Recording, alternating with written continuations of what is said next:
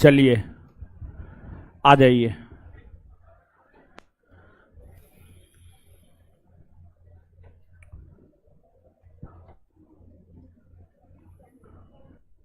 अच्छा एक बात बताइए, देखिए एक कंफ्यूजन के कारण जो है हम आपको नहीं भेजे हैं पीडीएफ। पीडीएफ बन के तैयार है। कंफ्यूजन इस बात में हो गया था कि ऑब्जेक्टिव में चैप्टर नंबर 3 होगा या 4 होगा, इस बात का कंफ्यूजन। क्या होगा? 4 होगा। है आप लोग के पास ऑब्जेक्टिव? ऑब्जेक्टिव है, ऑब्जेक्टिव है।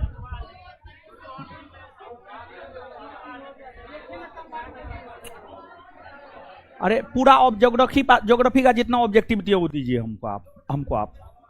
पूरा है आपके पास? पूरा है। यहां पे चैप्टर नंबर कहां दिया हुआ? 1 और 2 दिया। हाँ ठीक है 2 और 3 एक में ही है, तो चैप्टर नंबर 1 ही हो गया, भारत एक परिचय। और चैप्टर नंबर 2 और 3 ये हो गया, मतलब 2 को चैप्टर दिए, तो क्रम संख्या से चैप्टर नंबर 3 ही जाना चाहिए, 3 ही लिखाना चाहिए। सब्जेक्टिव में जो है 4 होगा, सब्जेक्टिव में 4 होगा, सब्जेक्टिव में 4 ना होगा, सब्जेक्टिव में 4 होगा, सब्जेक्टिव में 4 होगा, और ऑब्जेक्टिव में चैप्टर 3 ही होगा, 3 ही होगा। तो हमको लगता है कि जो है हम सही 3 ही डलवाए हैं। ठीक है, तो हम इसी कंफ्यूजन में थे, इसी वजह से जो हम आपको नहीं डाले हैं, अभी तुरंत डाल देते हैं। यही 3 और 4 कंफ्यूजन में थे कि 3 नंबर करके डालेगी 4 नंबर।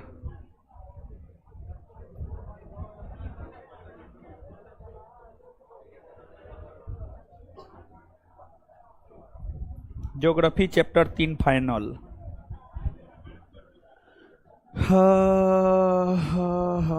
आंसर भी दे दे।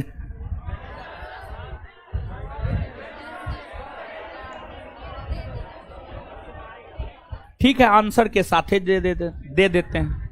आंसर के साथ ही दे देंगे तो क्या हो जाएगा, लीजिए देखिए टेलीग्राम पे गया,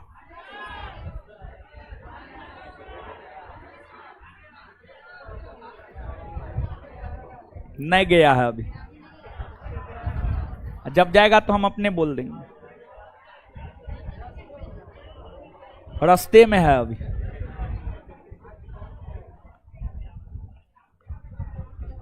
जा कहीं रहा है जी?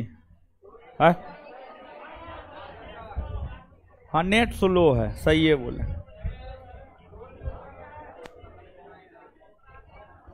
फोन जो है ना बढ़िया लेना पड़ेगा।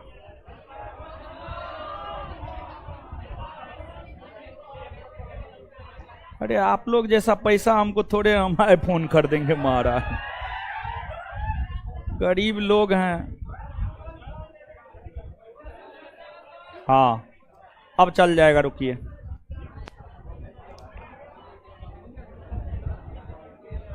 कहाँ गया टाइपिस्ट?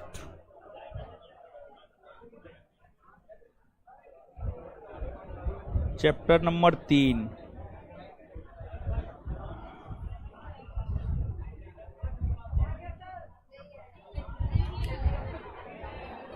तोरीका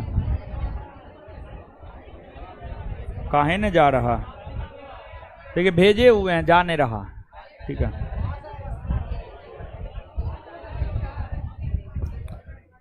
कनेक्टिंग लिखा रहा। नेट स्लो चल रहा है, बात है बारिश का मौसम है। अल्लाह मत कीजिए।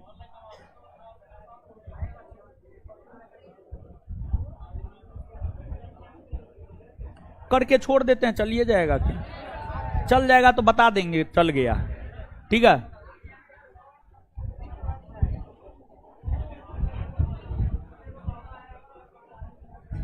जाइए न रहा है, घूम रहा है। हाँ जाने लगा, अब जाने लगा। हाँ चल गया, देख लीजिए चल गया। है, चल गया। खोलिए ना, खोलिए। है, हल्ला काहे कर रहे हैं? है थोड़ी ऐसे काहे हल्ला करते हैं जी? है, ऐसे काहे हल्ला करते हैं आप लोग? आदमी जैसे रहिए ना महाराज। ये क्या बानर जैसे हल्ला करते हैं आप? देखिए चला गया है ना, इसको निकाल लीजिएगा, ठीक है। और ऑनलाइन वाले लोग, आप लोग भी पीडीएफ से ले लीजिएगा, सॉरी टेलीग्राम चैनल पर जाकर के इसको ले लीजिएगा। और ज्योग्राफी का जो पीडीएफ डाले हैं अभी क्लास शुरू होने के बाद 7:30 बजे के बाद, इस पीडीएफ को कहिएगा एप्लीकेशन पर 7 से 9 बैच में डाल देगा, 7 से 9 फाउंडेशन बैच में डाल देगा, ठीक है। इस ऑब्जेक्टिव को एप्लीकेशन पे भी डलवा देंगे, ठीक है। टेलीग्राम चैनल का नाम है ज्ञान बिंदु जीएस एकेडमी पटना। 1,90,000 लोग इससे जुड़े हुए हैं। 1,90,000। बिहार में भी बारिश हो रहा है, यूपी में ही नहीं बिहार में भी बारिश हो रहा है, ठीक है। चलिए, तो चलिए ठीक है, अब आ जाइए, आ जाइए। सबसे पहले रिवीजन कर लेते हैं, ठीक है।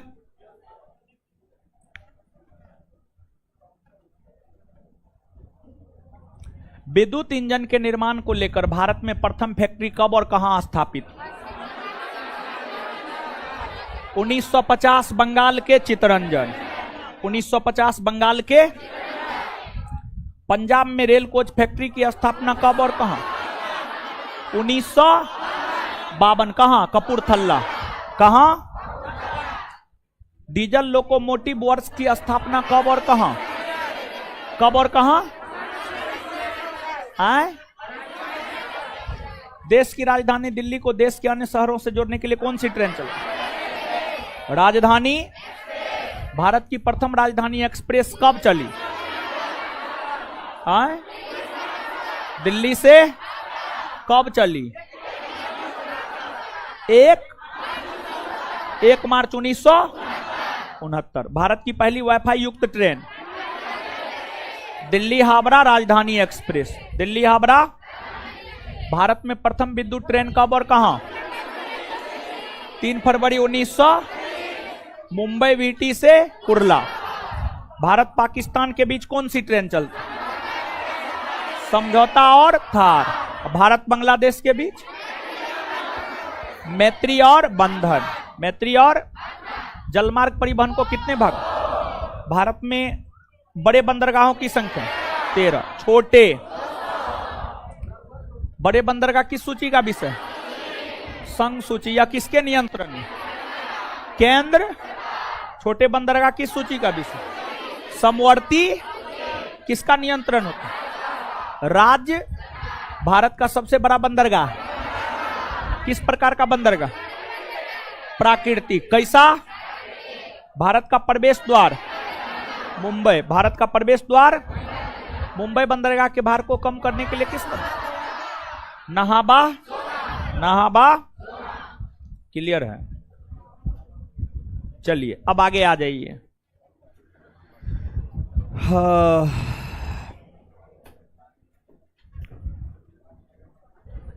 चलिए आगे आ गए।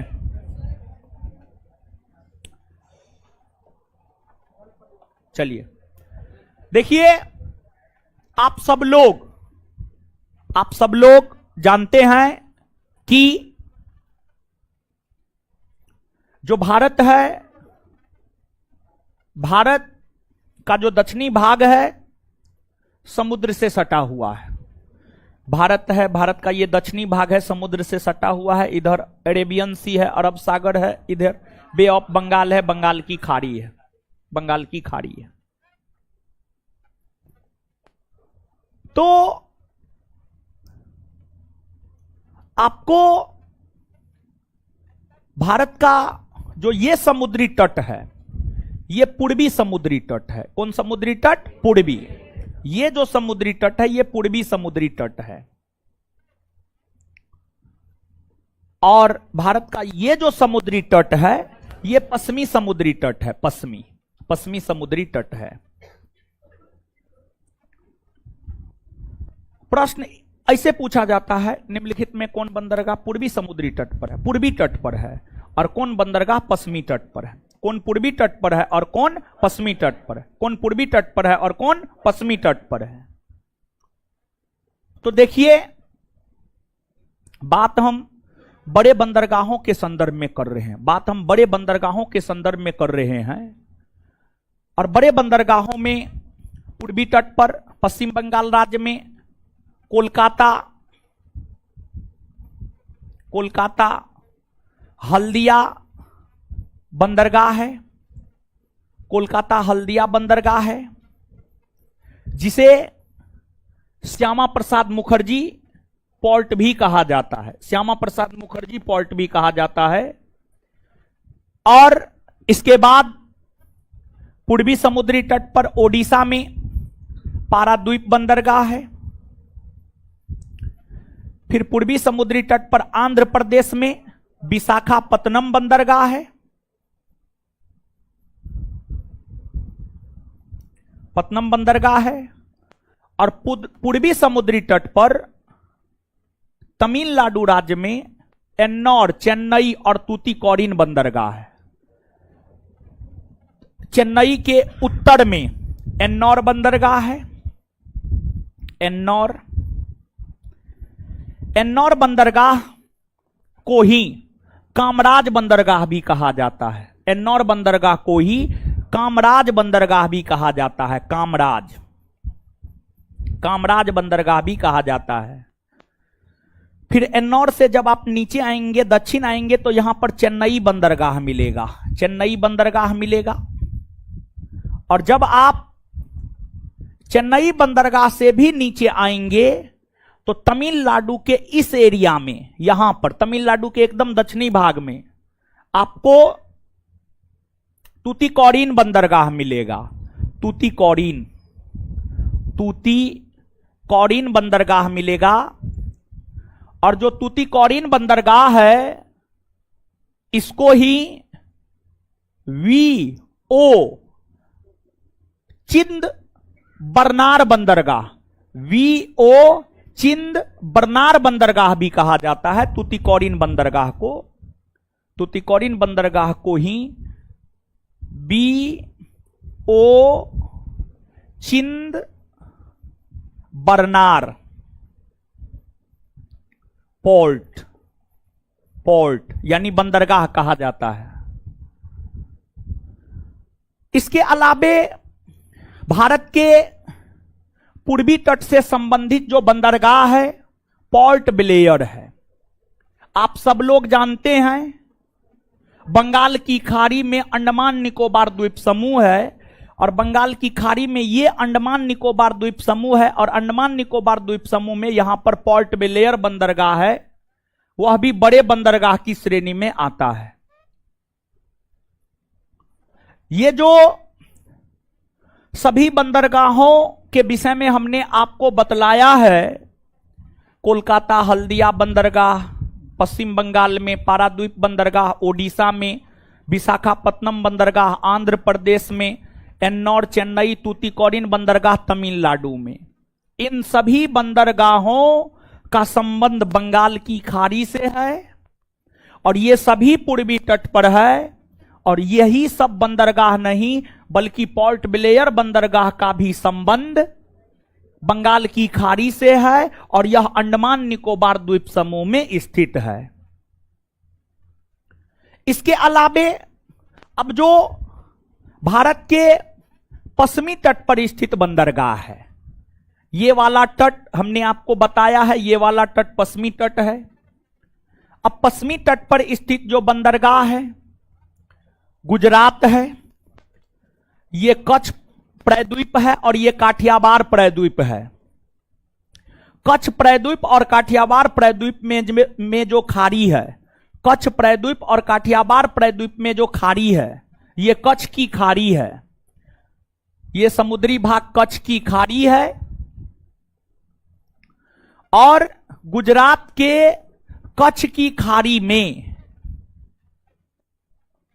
कई सारे बंदरगाह है, लेकिन उसमें एक बड़ा बंदरगाह है कांडला, उसमें एक बड़ा बंदरगाह है, उसका नाम है कांडला, कांडला बंदरगाह। जो कांडला बंदरगाह है, कांडला बंदरगाह गुजरात के कच्छ के खाड़ी में है और यह एक प्रकार का ज्वारीय बंदरगाह है। यह एक प्रकार का ज्वारीय बंदरगाह है और इस बंदरगाह का नाम बदलकर 2017 ईस्वी में पंडित दीनदयाल उपाध्याय बंदरगाह कर दिया गया है। पंडित दीनदयाल उपाध्याय बंदरगाह, पंडित दीनदयाल उपाध्याय बंदरगाह कर दिया गया है और इस बंदरगाह को मुक्त व्यापार क्षेत्र घोषित किया गया। मुक्त व्यापार क्षेत्र, एकदम फ्री ट्रेड एरिया घोषित किया गया है। मतलब यहां पर व्यापार करने के लिए कोई शुल्क नहीं लगता है, यहां पर व्यापार करने के लिए कोई शुल्क नहीं लगता है। इस बंदरगाह को मुक्त व्यापार क्षेत्र घोषित किया गया है। इसके बाद महाराष्ट्र राज्य में सालसेट द्वीप पर मुंबई बंदरगाह है, मुंबई बंदरगाह है। फिर आपको मुंबई बंदरगाह के भार को कम करने के लिए मुंबई बंदरगाह के दक्षिणी भाग में, मुंबई बंदरगाह के दक्षिणी भाग में नहाबा सोबा बंदरगाह का निर्माण किया गया है और इस नहाबा सोबा बंदरगाह को जवाहरलाल नेहरू बंदरगाह भी कहा जाता है। फिर आप नीचे गोवा में आएंगे तो आप याद कीजिए, मांडवी नदी गोवा में बहती है, जुआरी नदी गोवा में बहती है। गोवा में बहने वाली जो जुआरी नदी है, गोवा में बहने वाली जुआरी नदी के एस्चुअरी में गोवा में एक बंदरगाह है जिसे मार्मू गाओ बंदरगाह, मार्मू गाओ बंदरगाह कहा जाता है, जो कि गोवा में है। फिर कर्नाटक में एक बंदरगाह है मंगलुरु बंदरगाह, कर्नाटक में एक बंदरगाह है मंगलुरु बंदरगाह। फिर केरल में एक बंदरगाह है कोचीन बंदरगाह, कोचीन बंदरगाह। ये सब बड़े बंदरगाह है जो भारत के पश्चिमी तट पर है, ये सब बड़े बंदरगाह है जो भारत के पश्चिमी तट पर है। तो यहां से एक बात आपका स्पष्ट होना चाहिए कि कौन से बंदरगाह भारत के पूर्वी तट पर है और कौन से बंदरगाह भारत के पश्चिमी तट पर है। तो भारत के पश्चिमी तट पर कच्छ की खाड़ी में कांडला बंदरगाह, महाराष्ट्र में मुंबई बंदरगाह, महाराष्ट्र में नहाबा सोवा, गोवा में मार्मुगांव, कर्नाटक में मंगलुरु और केरल में कोचीन बंदरगाह। ये सभी बंदरगाह भारत के पश्चिमी तट पर स्थित है, ये सभी बंदरगाह भारत के पश्चिमी तट पर स्थित है। और इससे पहले जो हमने आपको बताया है कि कोलकाता हल्दिया बंदरगाह, पारादीप, विशाखापत्तनम, एन्नौर, चेन्नई, तूतीकोरिन, पोर्ट ब्लेयर, ये सब बंदरगाह भारत के पूर्वी तट पर है। तो आशा करते हैं आपका यह बात क्लियर हुआ होगा। अब देखिए, ये तो पूर्वी तट पश्चिमी तट के संदर्भ में समझा दिए। अब बंदरगाह जो होता है दो प्रकार का होता है, एक प्राकृतिक होता है और एक कृत्रिम होता है। प्राकृतिक और कृत्रिम दो प्रकार के बंदरगाह होते हैं। कृत्रिम यानी आर्टिफिशियल, प्राकृतिक यानी नेचुरल। मतलब प्रकृति के हस्तक्षेप से या प्रकृति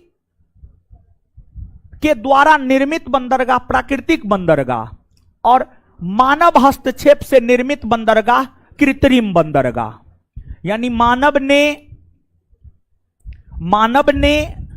अगर अपने लाभ के लिए किसी बंदरगाह को विकसित किया है तो वह कृत्रिम, और प्रकृति द्वारा निर्मित बंदरगाह को प्राकृतिक बंदरगाह। तो 13 बड़े बंदरगाह में कुछ प्राकृतिक है और कुछ कृत्रिम है। तो आपसे इस संदर्भ में भी प्रश्न पूछा जाता है, निम्नलिखित में कौन प्राकृतिक बंदरगाह है और निम्नलिखित में कौन कृत्रिम बंदरगाह है। तो प्राकृतिक और कृत्रिम के संदर्भ में अब आप चीजों को समझिएगा। देखिए,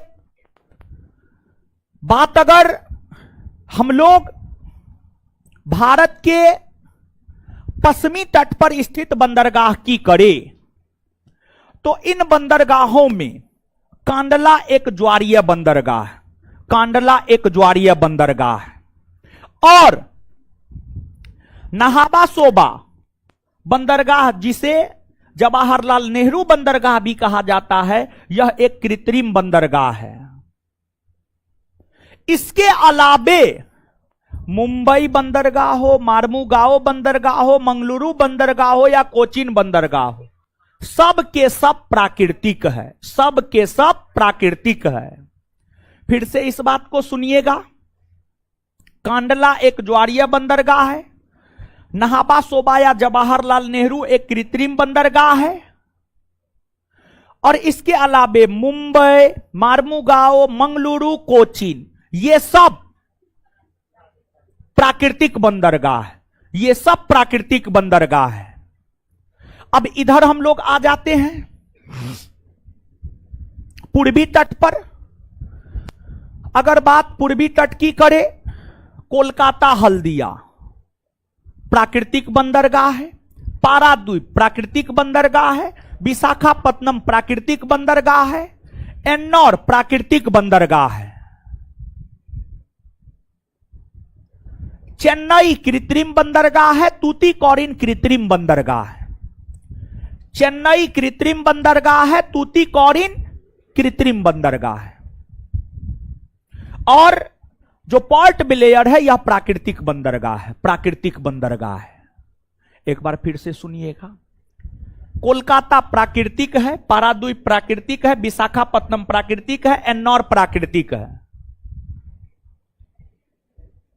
चेन्नई कृत्रिम है, तूतीकोरिन कृत्रिम है, पोर्ट ब्लेयर प्राकृतिक है, पोर्ट ब्लेयर प्राकृतिक।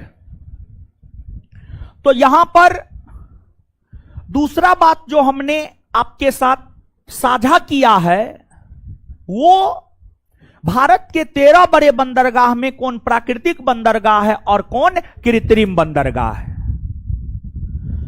अब इससे इतर और भी चीजें आपसे पूछा जाता है परीक्षा में, जैसे भारत का सबसे प्राचीनतम बंदरगाह कौन है, भारत का सबसे गहरा बंदरगाह कौन है, भारत का सबसे बड़ा बंदरगाह कौन है। तो आप पिछले सेशन को अगर याद करेंगे तो पिछले सेशन में हम आपको बड़े बंदरगाह के संदर्भ में बताए थे। भारत का सबसे बड़ा बंदरगाह मुंबई बंदरगाह है, भारत का सबसे बड़ा बंदरगाह मुंबई बंदरगाह है। वहीं भारत का सबसे गहरा बंदरगाह विशाखापत्तनम बंदरगाह है, सबसे गहरा बंदरगाह विशाखापत्तनम बंदरगाह है, और भारत का सबसे प्राचीन बंदरगाह चेन्नई बंदरगाह है, भारत का सबसे प्राचीन बंदरगाह चेन्नई बंदरगाह है। यह सब बात आपको याद रखना है। अब इससे इतर और भी कई सारे बंदरगाह हैं। ओखा बंदरगाह हो गया, ओखा बंदरगाह के बाद जो है आपको दाहेज बंदरगाह हो गया। ओखा भी गुजरात में ही है, दाहेज भी गुजरात में ही है। और देखिए रसायनों के मांग और पूर्ति के निपटान को लेकर गुजरात में दाहेज बंदरगाह का निर्माण किया गया है, जिस वजह से गुजरात के दाहेज बंदरगाह को रसायन बंदरगाह भी कहा जाता है। गुजरात के दाहेज बंदरगाह को रसायन बंदरगाह भी कहा जाता है। इसके अलावे जो कोलकाता बंदरगाह है, ब्रिटिश काल में कुछ जहाज जब पूर्वी भाग से आता था तो कोलकाता बंदरगाह से भारत में प्रवेश करता था, जिस वजह से कोलकाता बंदरगाह को पूर्वी भारत का प्रवेश द्वार कहा जाता, जिस वजह से कोलकाता बंदरगाह को पूर्वी भारत का प्रवेश द्वार कहा जाता है। देखिए, अगर भारत का प्रवेश द्वार के है तो मुंबई बंदरगाह, और पूर्वी भारत का प्रवेश द्वार के है तो कोलकाता बंदरगाह, पूर्वी भारत का प्रवेश द्वार के है तो कोलकाता बंदरगाह। हर बात स्पष्ट हुआ आपका? चलिए अब नीचे से लिखना प्रारंभ कीजिए। एक नंबर में मुंबई बंदरगाह लिखवाए थे, ठीक है। अब 2 नंबर में लिखिए 2 नंबर में लिखिए जवाहरलाल नेहरू बंदरगाह। 2 नंबर में लिखिए जवाहरलाल नेहरू बंदरगाह। जवाहरलाल नेहरू बंदरगाह डैश देकर। इसे नहावा सोबा, इसे नहावा सोबा, इसे नहावा सोबा,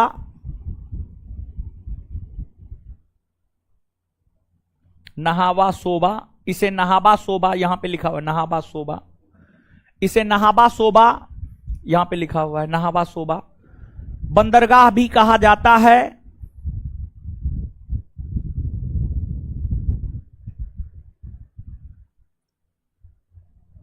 यह एक कृत्रिम बंदरगाह है।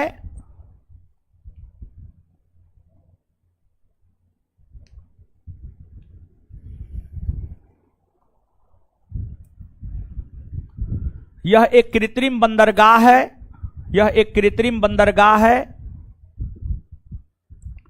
यह एक कृत्रिम बंदरगाह है।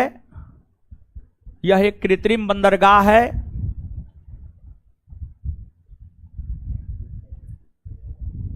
यह महाराष्ट्र राज्य में स्थित है।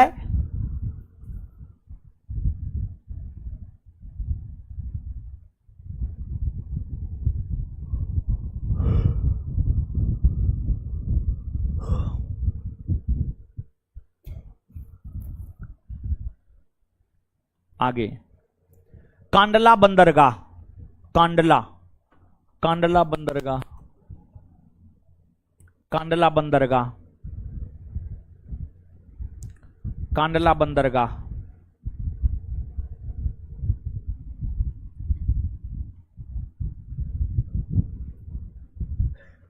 लिखिएगा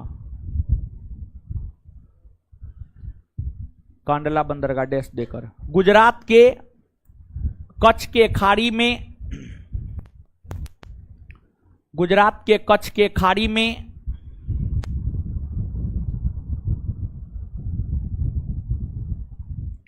गुजरात के कच्छ के खाड़ी में यह बंदरगाह स्थित है।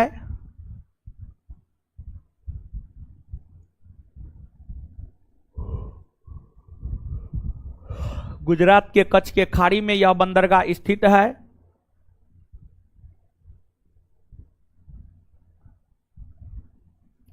केंद्र, एक मिनट, यह एक ज्वारीय बंदरगाह है। यह एक ज्वारीय बंदरगाह है।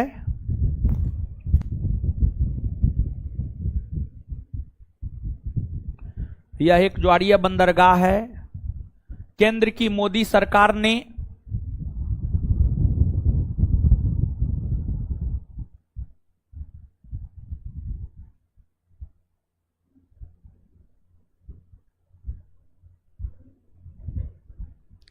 केंद्र की मोदी सरकार ने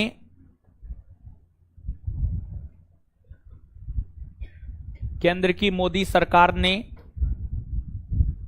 केंद्र की मोदी सरकार ने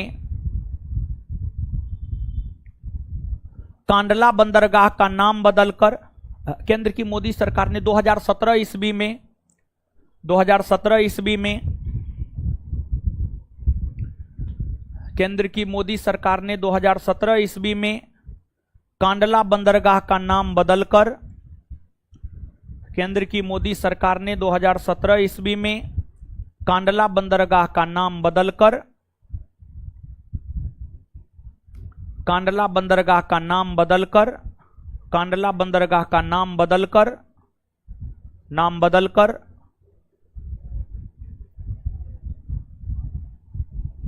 पंडित दीनदयाल उपाध्याय बंदरगाह कर दिया है। पंडित दीनदयाल उपाध्याय बंदरगाह कर दिया है। पंडित दीनदयाल उपाध्याय बंदरगाह कर दिया है। पंडित दीनदयाल उपाध्याय बंदरगाह कर दिया है। पंडित दीनदयाल उपाध्याय बंदरगाह कर दिया है।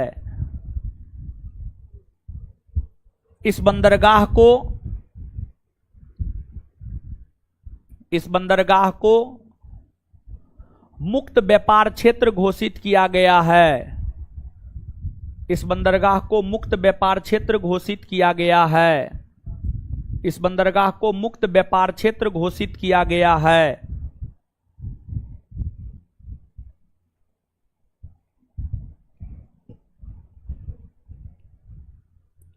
इस बंदरगाह को मुक्त व्यापार क्षेत्र घोषित किया गया है।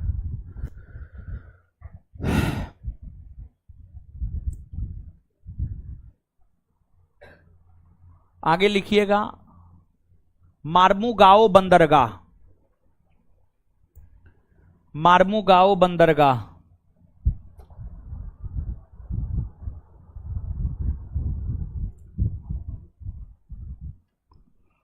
मार्मुगाओ बंदरगाह।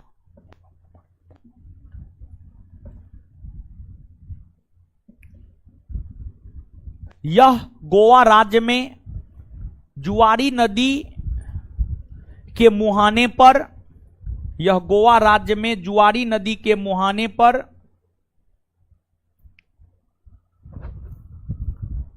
यह गोवा राज्य में जुआरी नदी के मुहाने पर यह गोवा राज्य में जुआरी नदी के मुहाने पर स्थित एक प्राकृतिक बंदरगाह है। स्थित एक प्राकृतिक बंदरगाह है। स्थित एक प्राकृतिक बंदरगाह है। स्थित एक प्राकृतिक बंदरगाह है।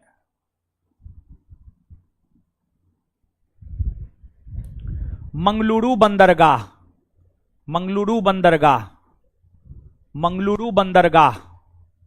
मंगलुरु बंदरगाह। मंगलुरु बंदरगाह।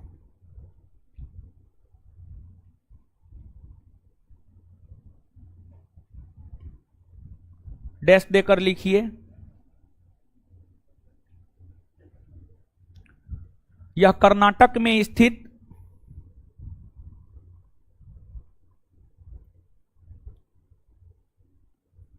यह कर्नाटक में स्थित एक प्राकृतिक बंदरगाह है।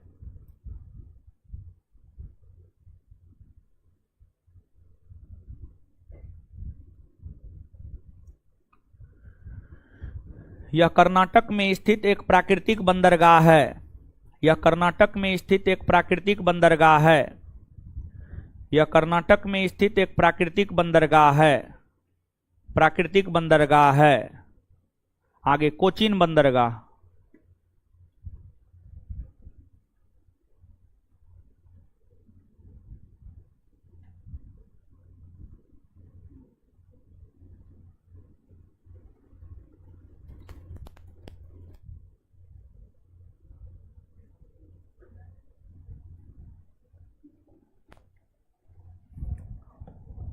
कोचीन बंदरगाह यह केरल में स्थित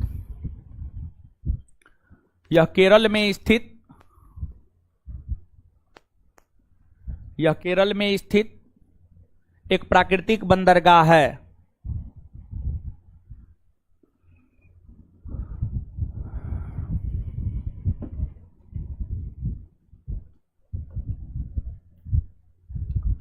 अब नीचे से लिखिए, ऊपर लिखे सभी बंदरगाह ऊपर लिखे सभी बंदरगाह ऊपर लिखे सभी बंदरगाह भारत के पश्चिमी समुद्री तट पर ऊपर लिखे सभी बंदरगाह भारत के पश्चिमी तट पर ऊपर लिखे सभी बंदरगाह भारत के पश्चिमी तट पर ऊपर लिखे सभी बंदरगाह भारत के पश्चिमी तट पर स्थित है। इन बंदरगाहों का संबंध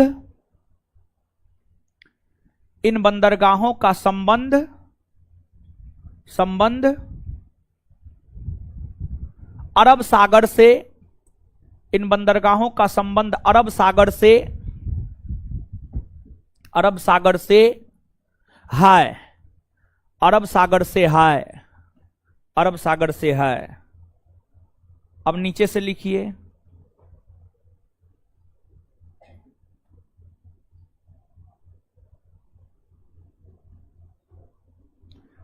से लिखिए, कोलकाता हल्दिया बंदरगाह, कोलकाता हल्दिया बंदरगाह। कोस्ट में श्यामा प्रसाद मुखर्जी पोर्ट, श्यामा प्रसाद मुखर्जी पोर्ट,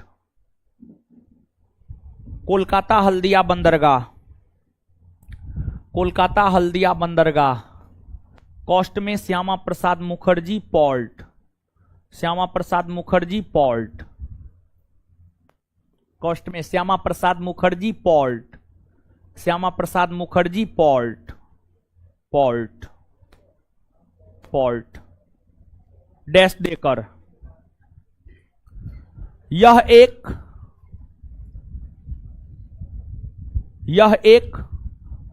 नदीय, यह एक नदीय और प्राकृतिक बंदरगाह है। यह एक नदीय और प्राकृतिक बंदरगाह है। यह एक नदीय और प्राकृतिक बंदरगाह है। यह एक नदीय और प्राकृतिक बंदरगाह है। यह एक नदीय और प्राकृतिक बंदरगाह है। यह एक नदीय और प्राकृतिक बंदरगाह है, प्राकृतिक बंदरगाह है।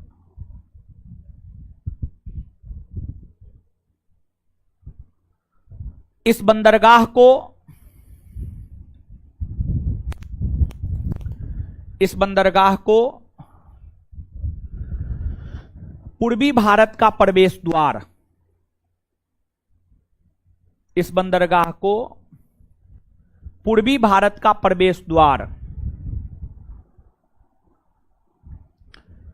इस बंदरगाह को पूर्वी भारत का प्रवेश द्वार कहा जाता है।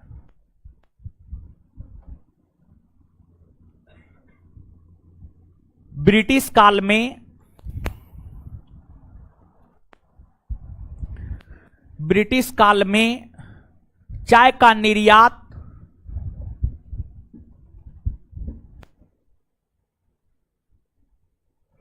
ब्रिटिश काल में चाय का निर्यात, ब्रिटिश काल में चाय का निर्यात, ब्रिटिश काल में चाय का निर्यात इसी बंदरगाह से, ब्रिटिश काल में चाय का निर्यात इसी बंदरगाह से, ब्रिटिश काल में चाय का निर्यात इसी बंदरगाह से ब्रिटेन को होता था।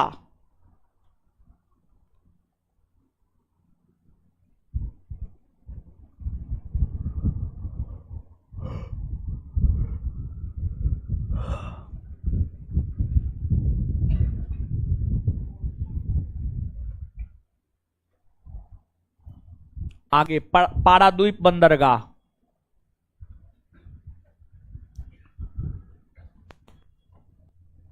यह ओडिशा राज्य में, पारादीप बंदरगाह डैश देकर, यह ओडिशा राज्य में, यह ओडिशा राज्य में, यह ओडिशा राज्य में स्थित एक प्राकृतिक और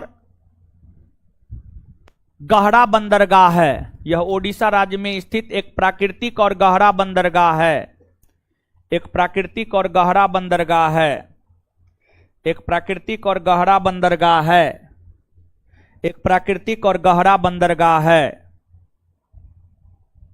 आगे विशाखापत्तनम बंदरगाह,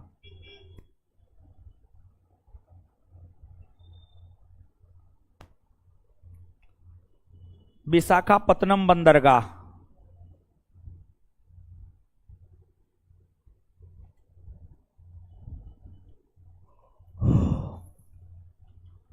विशाखापत्तनम बंदरगाह डैश देकर, यह आंध्र प्रदेश राज्य में,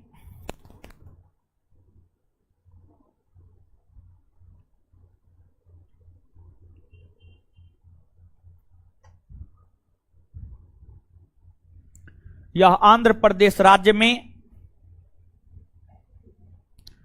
यह आंध्र प्रदेश राज्य में, यह आंध्र प्रदेश राज्य में स्थित एक प्राकृतिक बंदरगाह है।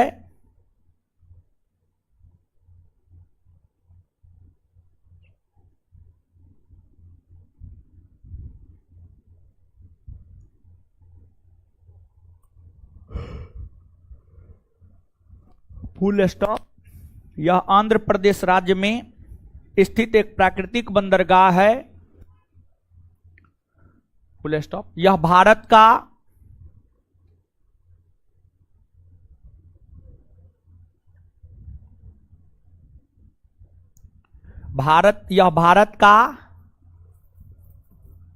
भारत का सबसे गहरा बंदरगाह है।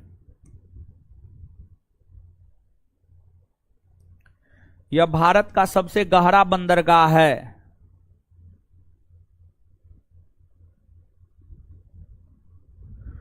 यह भारत का सबसे गहरा बंदरगाह है। यह भारत का सबसे गहरा बंदरगाह है। यह भारत का सबसे गहरा बंदरगाह है। गहरा बंदरगाह है। आगे आगे लिखिए एन्नौर बंदरगाह।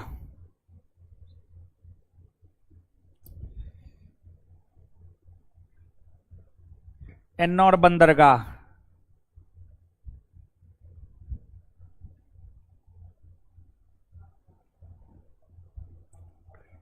एन्नौर बंदरगाह। यह तमिलनाडु राज्य में चेन्नई के उत्तर में स्थित चेन्नई के उत्तर में स्थित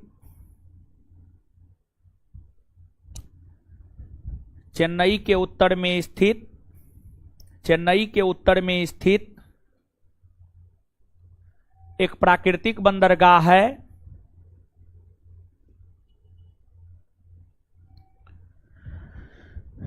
एक प्राकृतिक बंदरगाह है।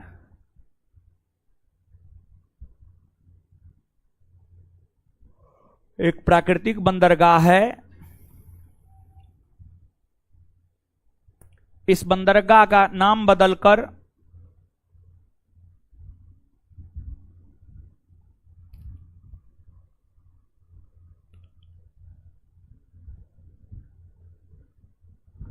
इस बंदरगाह का नाम बदलकर कामराज बंदरगाह कर दिया गया है। कामराज बंदरगाह कर दिया गया है।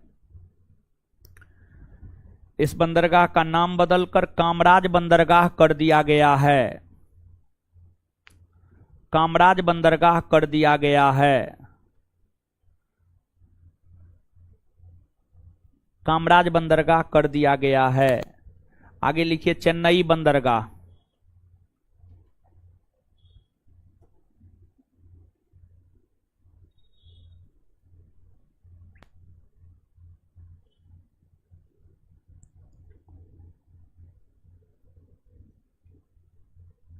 कामराज बंदरगाह, सॉरी चेन्नई बंदरगाह। यह तमिलनाडु राज्य में स्थित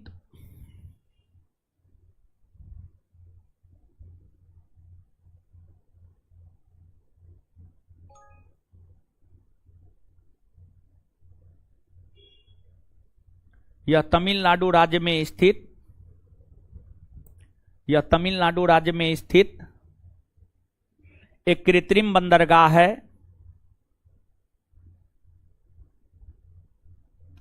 एक कृत्रिम बंदरगाह है।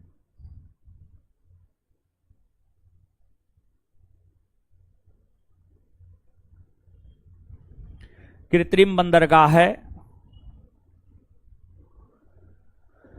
कृत्रिम बंदरगाह है।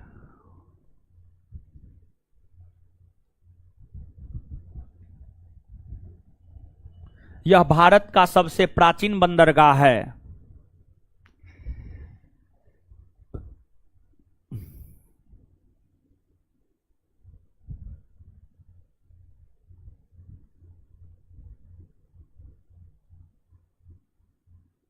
यह भारत का सबसे प्राचीन बंदरगाह है।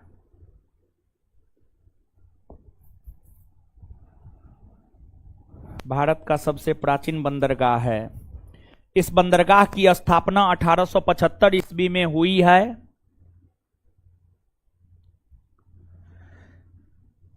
इस बंदरगाह की स्थापना 1875 ईस्वी में हुई है। इस बंदरगाह की स्थापना 1875 ईस्वी में हुई है। यह एक ऐसा बंदरगाह है जो हर मौसम में चालू रहता है। यह एक ऐसा बंदरगाह है जो हर मौसम में चालू रहता है।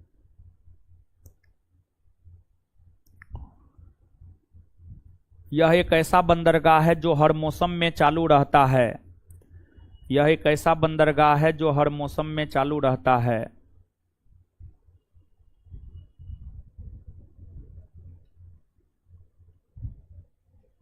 आगे तूतीकोरिन बंदरगाह।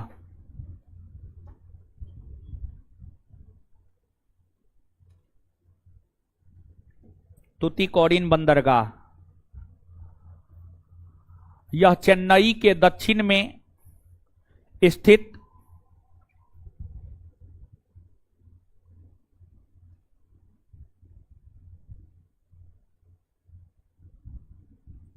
यह चेन्नई के दक्षिण में स्थित एक कृत्रिम बंदरगाह है। एक कृत्रिम बंदरगाह है। एक कृत्रिम बंदरगाह है।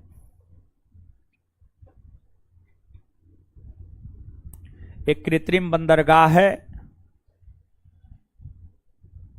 इस बंदरगाह का नाम बदलकर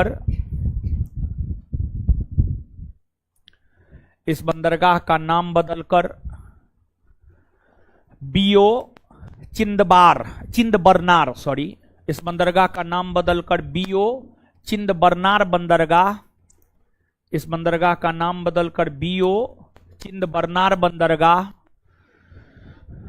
हे भगवान, लीजिए हट जाता। इस बंदरगाह का नाम बदलकर बीओ चिंदबरनार बंदरगाह किया गया है।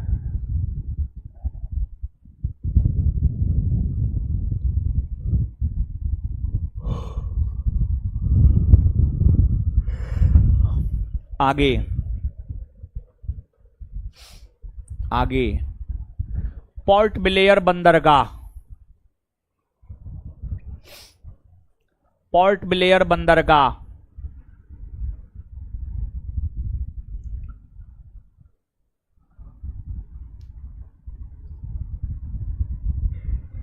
पोर्ट ब्लेयर बंदरगाह यह बंगाल की खाड़ी में स्थित अंडमान निकोबार द्वीप समूह में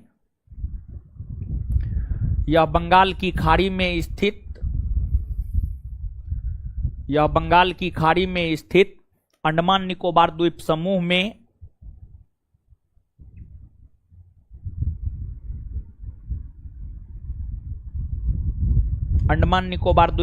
में है।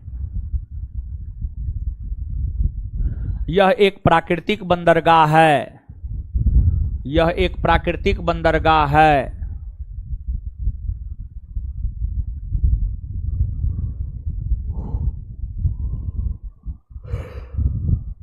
यह एक प्राकृतिक बंदरगाह है। यह एक प्राकृतिक बंदरगाह है। अब नीचे से लिखिएगा। ऊपर लिखे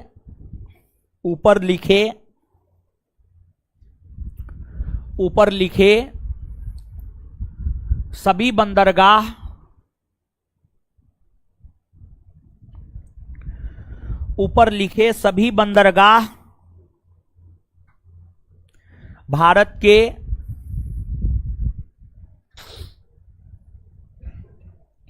ऊपर लिखे सभी बंदरगाह भारत के पूर्वी तट पर बंगाल की खाड़ी से संबंधित है।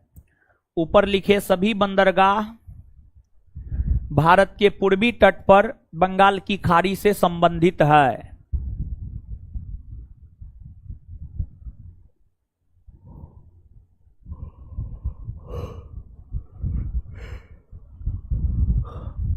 चलिए अब नीचे से लिखिएगा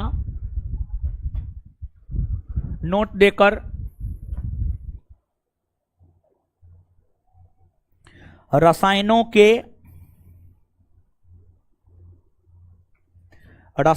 के निपटान हेतु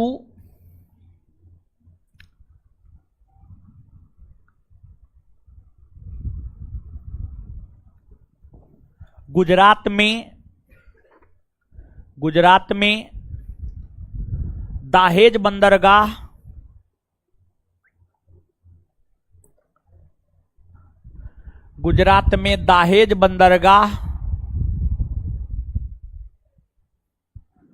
दाहेज बंदरगाह का निर्माण किया गया है,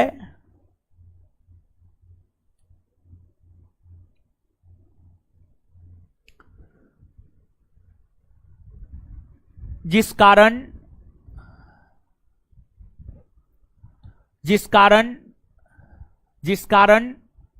इसे रसायन बंदरगाह भी कहा जाता है।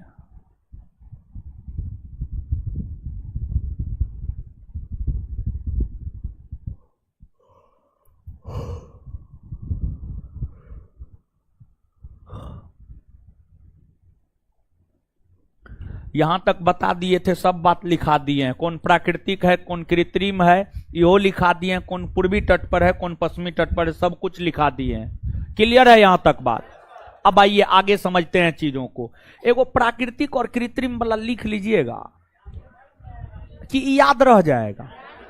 अरे प्रकृति द्वारा निर्मित प्राकृतिक, अब मानव द्वारा निर्मित कृत्रिम, सीधा बात है, इसमें कोई कंसेप्ट थोड़े है। प्रकृति द्वारा निर्मित प्राकृतिक, अब मानव द्वारा निर्मित कृत्रिम। क्लियर है ना? ये लिखाने की जरूरत नहीं ना, ये पूछबो नहीं करता है कि प्राकृतिक बंदरगाह का क्या परिभाषा है, ऐसा क्वेश्चन नहीं आता है। ये आता है कौन प्राकृतिक बंदरगाह है या कौन कृत्रिम बंदरगाह है। ठीक है, चलिए अब जो है आगे समझना है। हाँ, अब थोड़ा सा छोटे बंदरगाह को देखते हैं, कुछ छोटे बंदरगाह को भी देखिए। सुनिए, अगर बात हम लोग छोटे बंदरगाहों की करें तो इन्हीं राज्यों में देखिए, जो समुद्र तटीय राज्य है वहीं पर छोटको बंदरगाह सब है। ऐसा थोड़े है कि छोटका बंदरगाह सब जो है उत्तर प्रदेश में आ जाएगा या बिहार में आ जाएगा, नहीं। छोटे बंदरगाह भी भारत के उन्हीं राज्यों में है जिन राज्यों में बड़े बंदरगाह है। तो कुछ छोटा बंदरगाह गुजरात में है, कुछ महाराष्ट्र में है। देखिए देखिए, वो टोपी वाला पकड़िए, पकड़िए उसको पकड़िए कोई। इधर इधर इधर, हम तुम जैसे अनुशासनहीन को तो खोजते रहते हैं डिबिया बार बार के। कॉपी भी लेते हो, कॉपी लेते हो, तुम्हारे हाथ में कॉपी था। ऑन अरे ऑन है यार, तुम कॉपी लेकर के आओ, कॉपी लेकर के आओ, कॉपी लेकर के आओ। तुम्हारे जैसे जैसे को तो हम खोजते रहते हैं भर दिन, सुबह से लेकर शाम तक। हाँ, आराम से नीचे रहिए, नीचे रहिए, नीचे रहिए। हाँ, अब बोलिए। है, मारेंगे, मुंह तोड़ देंगे। हाँ, क्या नाम है, कहाँ घर है, पापा क्या करते हैं? किसान है। कितना दिन से पटना में रह रहे हैं? 6 महीना। क्या गो परीक्षा दिए हैं? एक को नहीं दिए। और अभी नया बछेड़ा है। चलिए, अच्छा, क्लास से क्यों निकलने लगे? क्लास का बॉस कौन? हम। निकलने से पहले पूछिएगा ना आप। है, ऐसे काहे हल्ला करते हैं आप लोग? हाँ, निकलने से पहले पूछिएगा ना, हाँ या ना। हाँ, अब आगे बताइए, कहां जा रहे थे? रूम। क्यों जा रहे थे? क्या क्लास खत्म हो गया? तो फिर आप कैसे रूम जाने लगे? क्या आप पार्टनर को चाबी देने के लिए ही पैदा हुए हैं? और क्या आप पार्टनर को चाबी पहुंचाने के लिए ही बने हैं? किस चीज के लिए बने हैं आप? किस चीज के लिए पटना आए हैं आप? आए? पार्टनर आधा घंटा बाहर में खड़ा रहेगा तो क्या धरती पलट जाएगा? भूकंप आ जाएगा? जिंदा गाड़ देंगे हम। ठीक है, जाइए बैठिए, पढ़िए, क्लास खत्म होगा तब जाइएगा। मारेंगे हम, मुंह तोड़ देंगे। पार्टनर चाबी मांग रहा था। यही सब लड़का, इसी प्रकृति का लड़का सब जो है, खाली हाथ आया है घर से, खाली हाथ बोरा बिस्तर समझ कर जाएगा। यानी पढ़ाई से ज्यादा इंपोर्टेंट पार्टनर का है। वही पार्टनर कल के डेट में गरियाएगा, चिंता मत कीजिए, समझे। यहां पे मां बाप अपना होबे न करता है, कलयुग में पार्टनर के पीछे भागता है, पार्टनर को चाबी पहुंचाएगा। मान लिया जाए आधा घंटा बाहर में रहेगा तो क्या धरती पलट जाएगा? और इसका मतलब है वो फोन रिसीव किया है। फोन लाइट मोड में रखिए, लाइट मतलब रिंग ना बजे। फ्लाइट हम नहीं बोल रहे, लाइट। लाइट ना रिंग होता है ना वाइब्रेशन होता है, सिर्फ लाइट जलता है, उससे पतो नहीं चलता है कि फोनो आया, समझे। हम मोबाइल जिस रोज खरीदते हैं ना उसी रोज लाइट मोड में डाल देते हैं। मेरा मोबाइल आज तक जीवन में कभी बजिए नहीं सकता है, कभी नहीं बजा है, ना बज सकता है, समझे। जीवन में कुछ करना है तो ये सब चीज अपनाइए, नहीं तो जीवन भर फोन रिसीव करके पार्टनर को चाबी पहुंचाते रह जाइएगा। एक तो प्रयास कीजिए मोबाइल लेकर नहीं आने का, और अगर लेकर आते हैं तो उसको एकदम लाइट मोड में रखिए, वाइब्रेशन में भी नहीं, लाइट मोड में, समझिए। वाइब्रेशन में रखिएगा, वाइब्रेट करेगा, पता चल जाएगा कॉल आ गया, समझे, तो चूड़ देंगे हम, समझे। आगे आइए। अब छोटे बंदरगाह, बात अगर छोटे बंदरगाहों की करे तो जो छोटे बंदरगाह है वो भी इसी सब राज्य में है। गुजरात, महाराष्ट्र, गोवा, कर्नाटक, केरल, तमिलनाडु, बंगाल। जो छोटे और मंझले लगभग 200 के आसपास बंदरगाह है, उसमें सबसे ज्यादा छोटे बंदरगाह महाराष्ट्र में है। महाराष्ट्र में है 48 गो छोटका बंदरगाह महाराष्ट्र में है। 48, 48, 50 में 2 कम, 48। सबसे ज्यादा छोटे बंदरगाह महाराष्ट्र राज्य में है, संख्या में 48। गुजरात में 42 है, गोवा में 2 है, अलग अलग जगह अलग अलग है। किसी का भी याद रखने का कोई जरूरत नहीं है। सिर्फ एक बात यहां पर परीक्षा के लिहाज से याद रखना है, और जो सिर्फ एक बात परीक्षा के लिहाज से याद रखना है वो यह याद रखना है, भारत के किस राज्य में सबसे ज्यादा छोटे बंदरगाह है? महाराष्ट्र। महाराष्ट्र में कितना है इहो याद रखने का जरूरत ना है। वो 48-48 नहीं याद रखे, एकदम जरूरत ना है। सिर्फ कौन राज्य में सबसे ज्यादा छोटे बंदरगाह है? महाराष्ट्र। सिर्फ इतना बात याद रखिए। बात क्लियर है? इसको नोट में ही लिखिएगा। नोट में पहला, उस पॉइंट को नोट में पहला पॉइंट बना लीजिए। इससे पहले जो लिखाए हैं, इससे पहले जो लिखाए हैं उस पॉइंट को नोट में पहला पॉइंट बना लीजिए। बना लिए? नोट में दूसरा पॉइंट,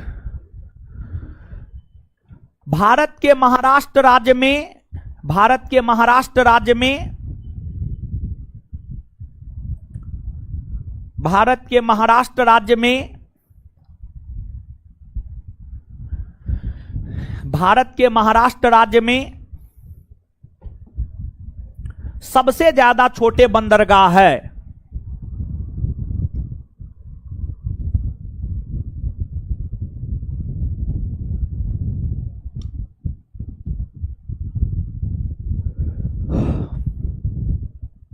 कॉस्ट में 48। चलिए अब आगे ध्यान दीजिएगा। देखिए, गुजरात समुद्र तटीय राज्य है। गुजरात में हमेशा शुरुए से एक से बढ़कर एक बड़ा बड़ा व्यापारी हुआ है। समझ गए? अडानी का नाम सुने हैं? अडानी, गौतम अडानी सुने हैं? अडानी को केंद्र की मोदी सरकार ने कई बंदरगाह दे दिया है। देखिए, गुजरात राज्य में एक बंदरगाह है ओखा, ओखा, चौखा नहीं, ओखा, ओखा,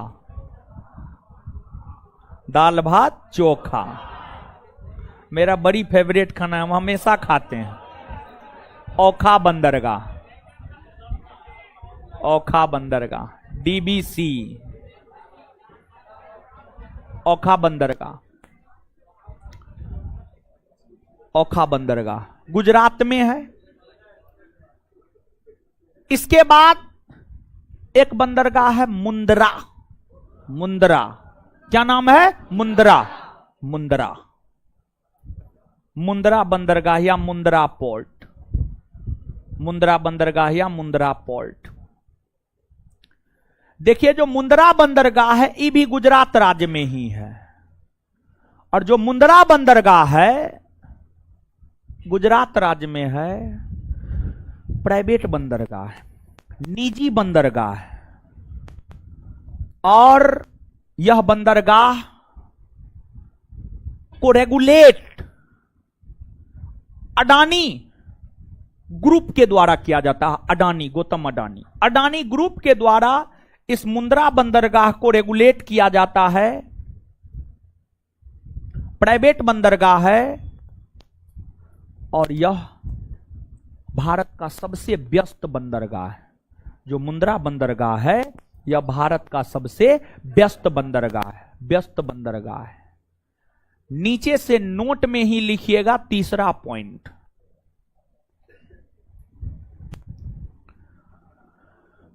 नोट में ही लिखिएगा तीसरा पॉइंट, डैश देकर।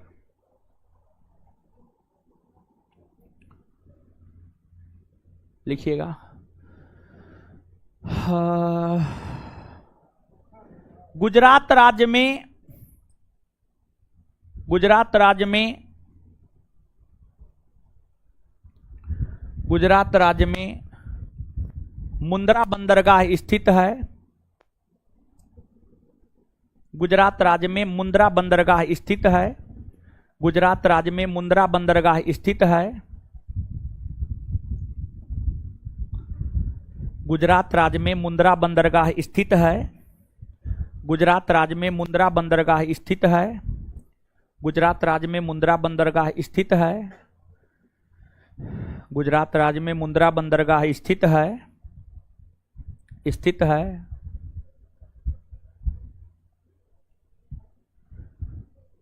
यह बंदरगाह अडानी समूह के नियंत्रण में है।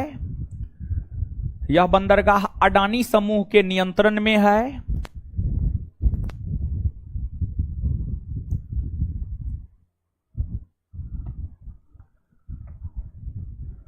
यह बंदरगाह अडानी समूह के नियंत्रण में है। अडानी समूह के नियंत्रण में है।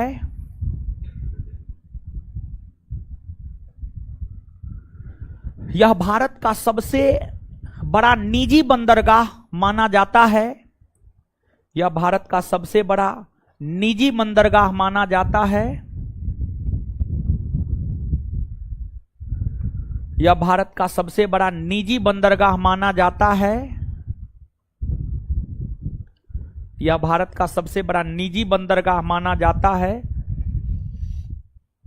निजी बंदरगाह माना जाता है, माना जाता है, माना जाता है, माना जाता है। साथ ही साथ, साथ ही साथ यह भारत का सबसे व्यस्त बंदरगाह भी है।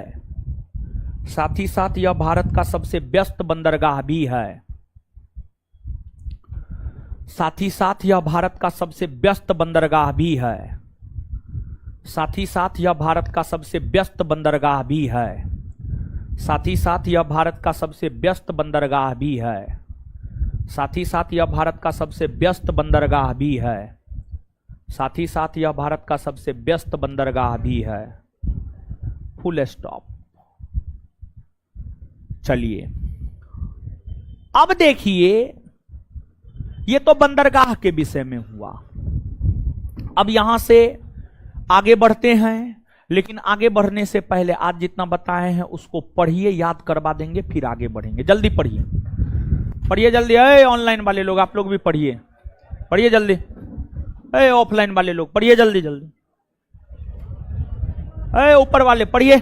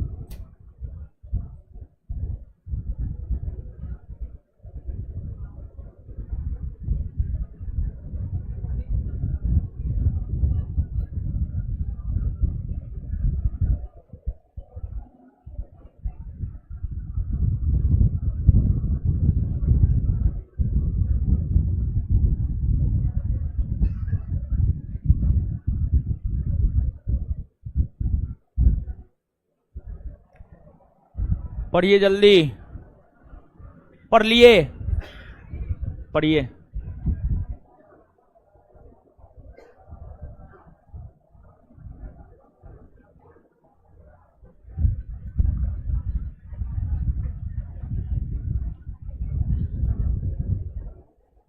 पढ़ लिए जी।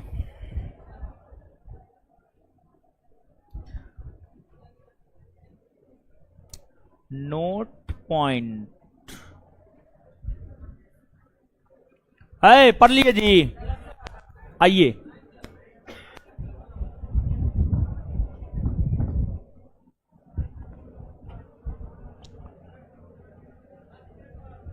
है पढ़ लिए?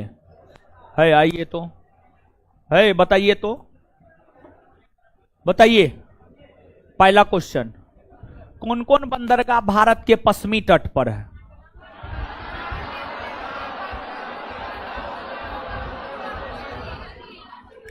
क्लियर है? एक बार फिर से, कौन कौन बंदरगाह भारत के पश्चिमी तट पर है?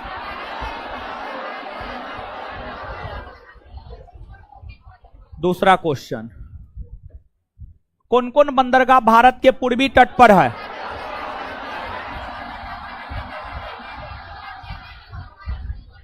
एक बार फिर से, कौन कौन बंदरगाह भारत के पूर्वी तट पर है?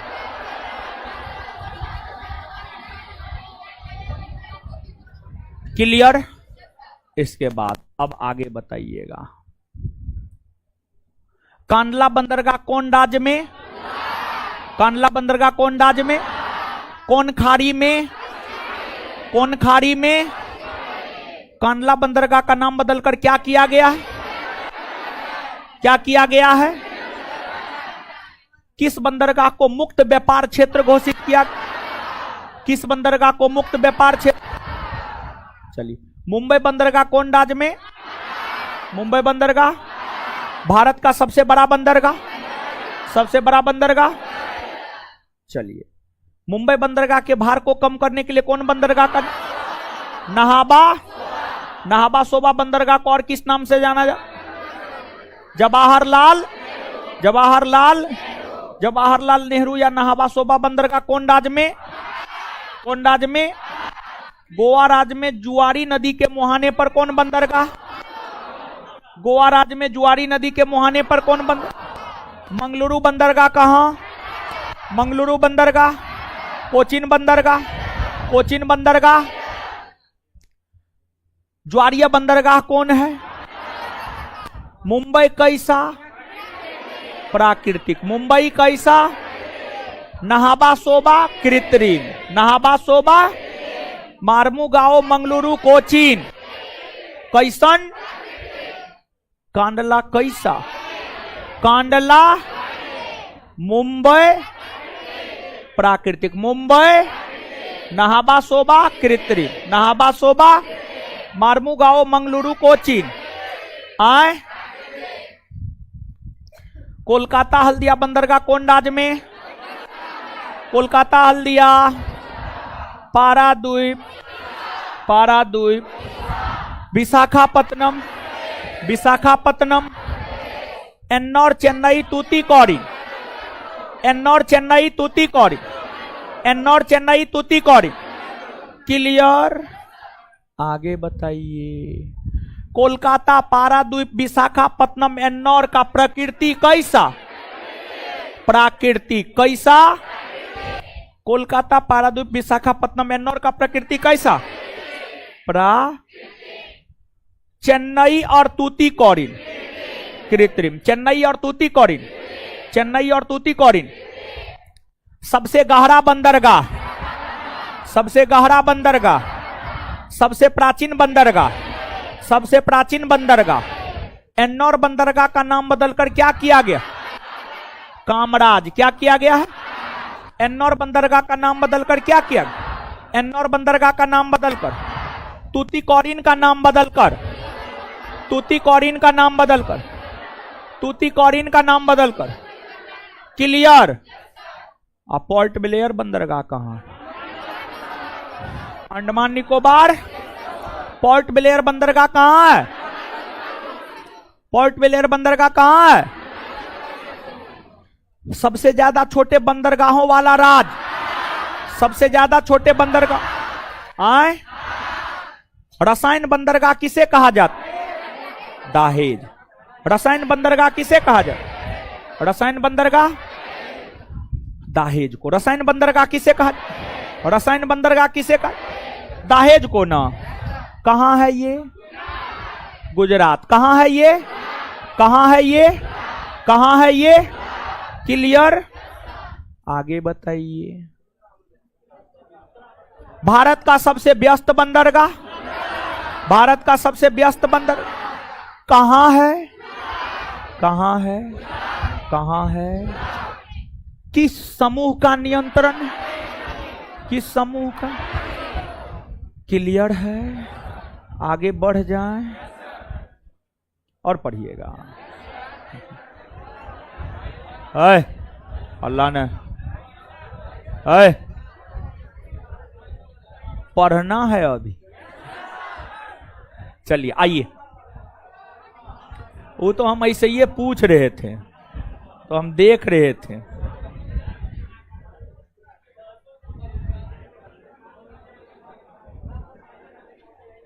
देखिए, आप याद कीजिए जलमार्ग को दो भाग में बांटे थे ना जी।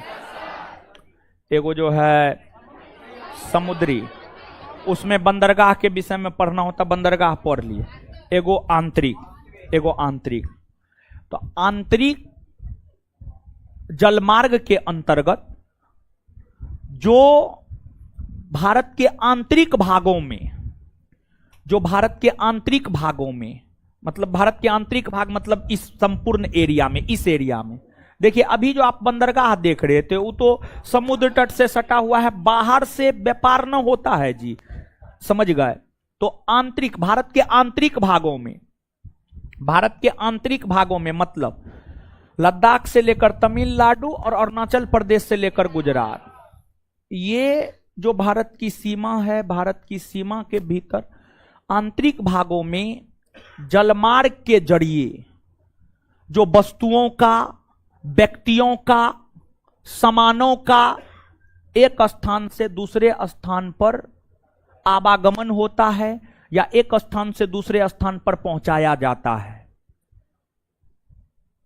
इसको लेकर आंतरिक जलमार्ग का निर्माण हुआ है। और आंतरिक जलमार्ग का निर्माण नदियों पर हुआ है। आंतरिक जलमार्ग का निर्माण नदियों पर हुआ है। नदी, भारत नदियों वाला देश है।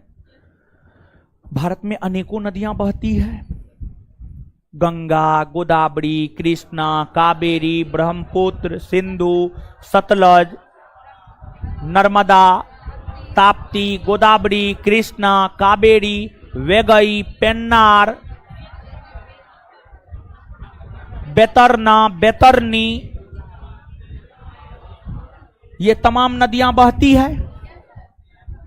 अब नदियों के ऊपर जिन नदियों में हमेशा पानी रहता है, जैसे गंगा नदी में हमेशा पानी रहता है, ब्रह्मपुत्र नदी में हमेशा पानी रहता है, क्योंकि ये सब हिमालय की नदियां हैं। और हिमालय की नदियों में 12 मास पानी रहता है, क्योंकि हिमालय की नदियों को जल की प्राप्ति वर्षा और बर्फ दोनों से होता है, वर्षा और बर्फ दोनों से होता है। हिमालयी क्षेत्र में हिम जमा हुआ है, हिम पिघलते रहता हमेशा सालों भर। हिम यानी बर्फ जो है सालों भर पिघलते रहता है, उससे हिमालय की नदियों को सालों भर जल की प्राप्ति होती है। और हिमालय की नदियों को वर्षा ऋतु में तो वर्षा से जल की प्राप्ति होती ही होती है। तो भारत के भीतर आंतरिक जलमार्ग के अंतर्गत राष्ट्रीय जलमार्ग का विकास किया गया है। जैसे राष्ट्रीय राजमार्ग होता है, नेशनल हाईवे होता है, उसी प्रकार से राष्ट्रीय जलमार्ग होता है। पहले भारत में मात्र 5 राष्ट्रीय जलमार्ग कार्यरत था, लेकिन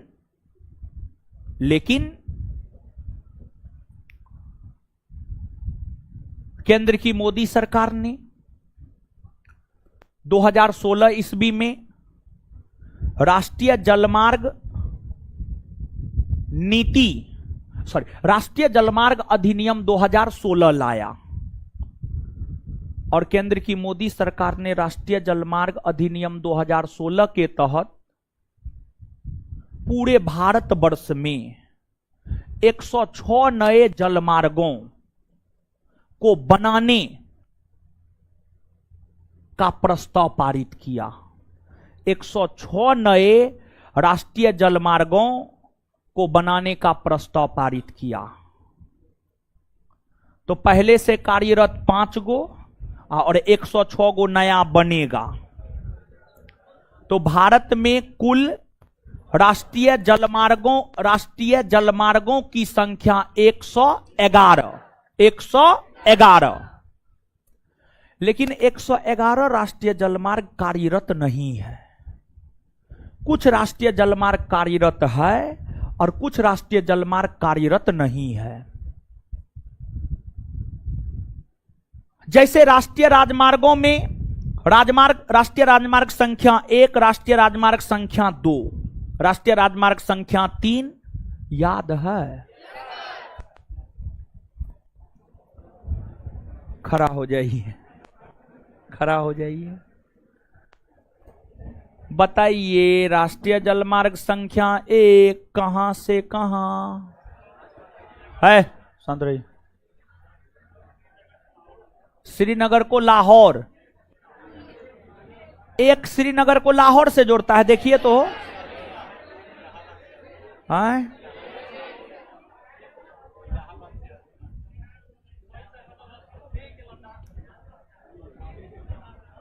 राष्ट्रीय जलमार्ग पूछ रहे हैं? नहीं, राष्ट्रीय राजमार्ग संख्या 1, सॉरी, राष्ट्रीय राजमार्ग संख्या 1, जोर से बोलिए। राष्ट्रीय राजमार्ग संख्या 1 लेह को लद्दाख से जोड़ता है जी।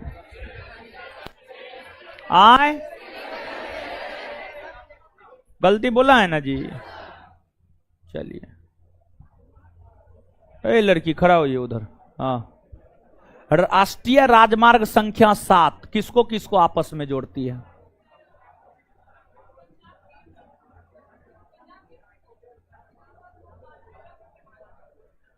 देखिए, वो सही बोल रही है।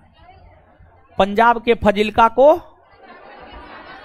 आए, उत्तराखंड के मानस, सही बोली है। बैठ जाइए। ऐ टोपी वाला उठिए उधर। हाँ उठिए। राष्ट्रीय राजमार्ग संख्या 16,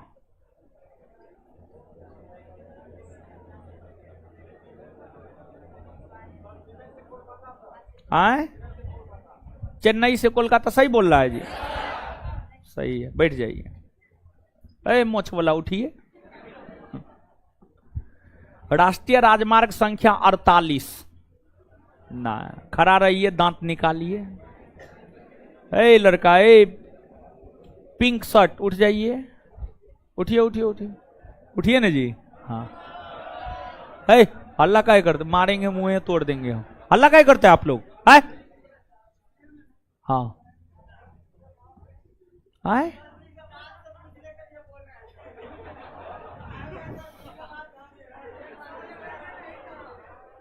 खड़ा रहिए। अरे रेड टोपी खड़ा होइए। अरे रेड टोपी खड़ा होइए। बताइए। NH-27 राष्ट्रीय राजमार्ग 27 है। शांत रहिए आप लोग। हाँ, ऐसे ही जीवन भर मुंह देखते रहिएगा मेरा। ऐ लड़की खड़ा होइए उधर। हाँ, राष्ट्रीय राजमार्ग, ऐ बैठिए, आप बैठिए ना। राष्ट्रीय राजमार्ग संख्या 48, दिल्ली को चेन्नई से भाया मुंबई। बैठ जाइए।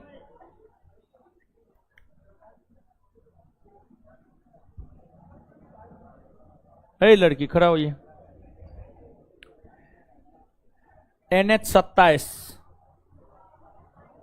हाँ,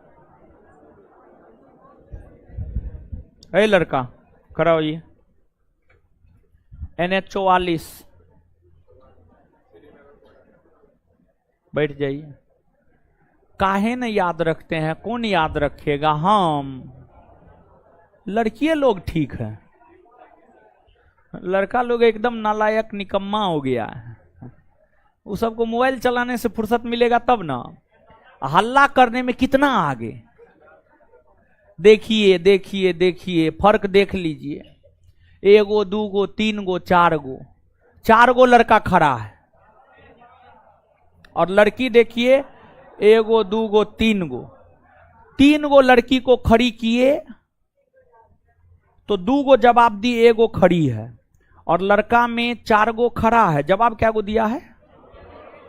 एगो, दूगो। कौन कौन जवाब दिया? दूगो। देखिए लड़का में, देखिए लड़का में 6 गो को खड़ा किए, रेशियो निकालिएगा। लड़का में 6 गो को खड़ा किए, 2 गो जवाब दिया, 4 गो जवाब नहीं दिया। परसेंटेज निकालिए। 6 का 2, 6 में 2, 6 में 2 कितना परसेंट आए? 33, 33%। 33%। लड़की में 3 गो को खड़ा किए, 2 गो जवाब दिए, 1 गो जवाब नहीं दी। कितना परसेंट? 66%। बताइए। रेशियो देखिए, रेशियो। लड़का लोग ऐसे ही नालायक निकम्मा रह जाइएगा। सीधा 2 गुना रेशियो में है, समझे? और तब कहते हैं लड़की का रिजल्ट हो जाता है क्योंकि उसको आरक्षण है।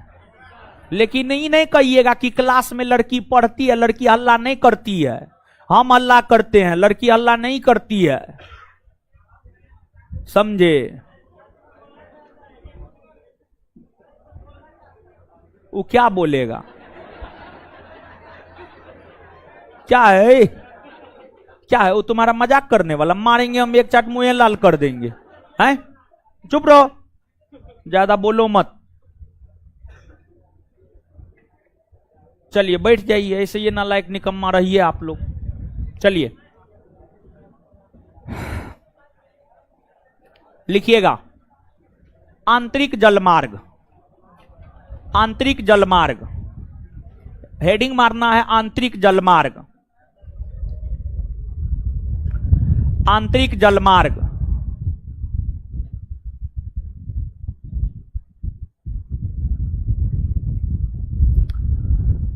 डैश देकर, देश के आंतरिक भागों में, देश के आंतरिक भागों में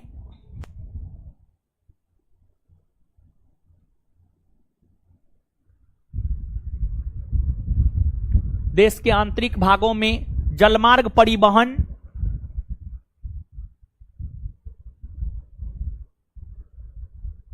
को बढ़ावा देने हेतु को बढ़ावा देने हेतु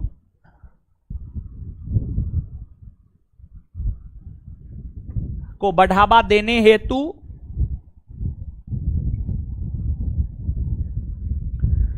बढ़ावा देने हेतु नदियों के ऊपर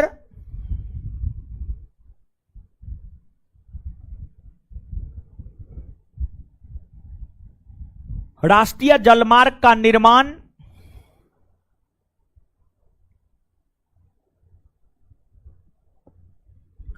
राष्ट्रीय जलमार्ग का निर्माण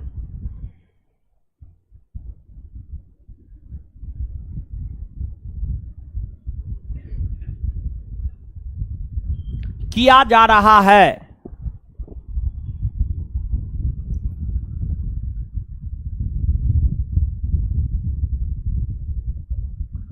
वर्तमान में भारत में राष्ट्रीय जलमार्गों की संख्या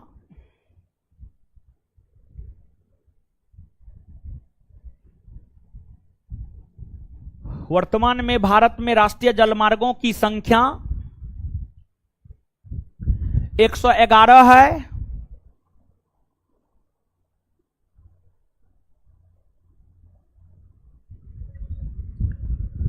भारत सरकार ने राष्ट्रीय जलमार्ग अधिनियम 2016 के तहत, उसी में कंटिन्यू लिखते जाइएगा, भारत सरकार ने राष्ट्रीय जलमार्ग अधिनियम 2016 भारत सरकार ने राष्ट्रीय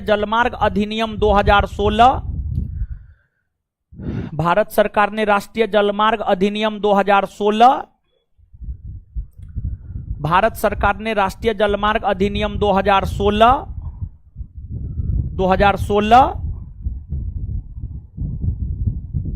के तहत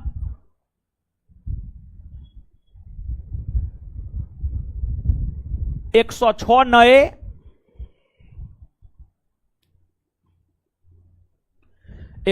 नए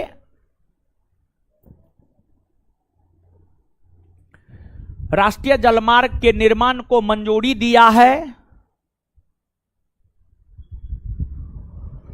राष्ट्रीय जलमार्ग के निर्माण को मंजूरी दिया है। इससे पहले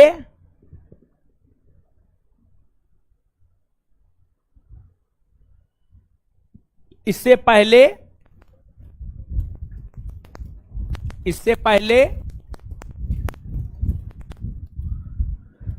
5 राष्ट्रीय जलमार्ग कार्यरत था। इससे पहले 5 राष्ट्रीय जलमार्ग कार्यरत था। इससे पहले 5 राष्ट्रीय जलमार्ग कार्यरत था। इससे पहले 5 राष्ट्रीय जलमार्ग कार्यरत था। Full stop. अब देखिए आगे सुनिए, आगे होमवर्क दे रहे हैं। होमवर्क क्या है देखिए, जब नदी पढ़ा रहे थे, गंगा पढ़ा रहे थे तो राष्ट्रीय जलमार्ग संख्या 1 के विषय में बताए थे, और ब्रह्मपुत्र पढ़ा रहे थे तो राष्ट्रीय जलमार्ग संख्या 2 के विषय में बताए थे। तो राष्ट्रीय जलमार्ग संख्या 1 और राष्ट्रीय जलमार्ग संख्या 2 को कॉपी में लिख करके लाना है, और नहीं तो मुंह चूड़ देंगे। जैसे सांप का मुंह थकचा जाता है ना, मुंह थकुच देंगे हम। ठीक है, चलिए इससे आगे मिलते हैं अगले क्लास में। धन्यवाद सभी लोगों का। निकलने दीजिए हमको, तब निकलिएगा। है लड़का, लड़की लोग को सही से निकलवा दीजिएगा। ठीक है, हाँ।